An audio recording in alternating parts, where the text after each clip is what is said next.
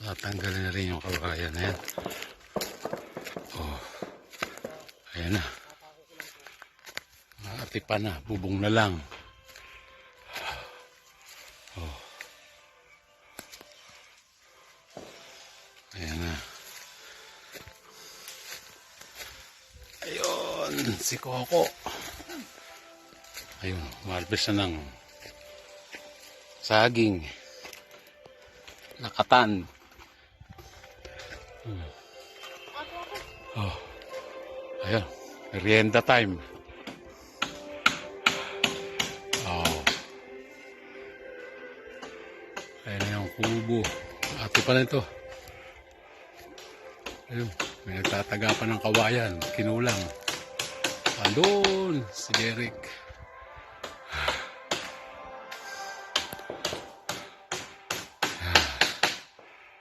Oh.